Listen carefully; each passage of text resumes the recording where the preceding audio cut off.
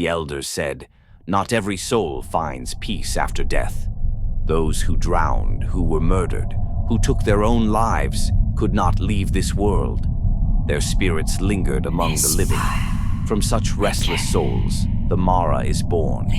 At night she comes in silence, at first just a shadow in the corner. Then she sits upon the chest and breathing turns heavy. A man opens his eyes and sees a pale face with hollow, endless eyes. The Mara does not kill at once. She returns every night, turning sleep into torment. At first she shows the faces of loved ones, but their eyes are gone. Then comes the endless dark where voices whisper your name. And if the soul gives in, it follows her, while the body remains cold and still.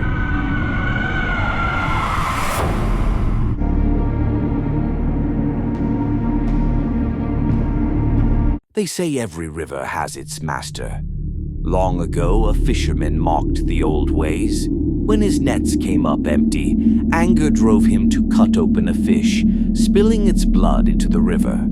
The water fell silent. Darkness spread across the surface, and unseen hands pulled him below. He screamed, but the river swallowed his voice.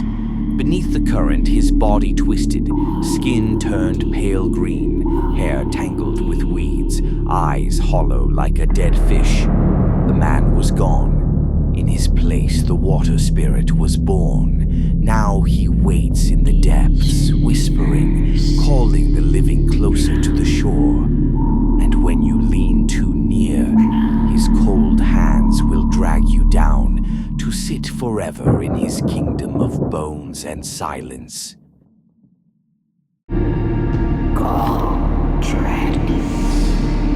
Times, people said, every forest has its master. But one hunter refused to believe. By a sacred oak, he saw a great stag, a messenger of the spirits. Greed took over, and his arrow struck true. The blood sank into the roots, and the forest fell silent.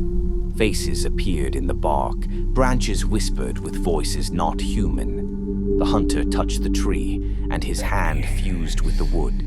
Skin cracked, sap bled from his wounds, fingers stretched into twisted branches. His hair grew long and green, turning into moss. His scream broke into the sound of snapping wood.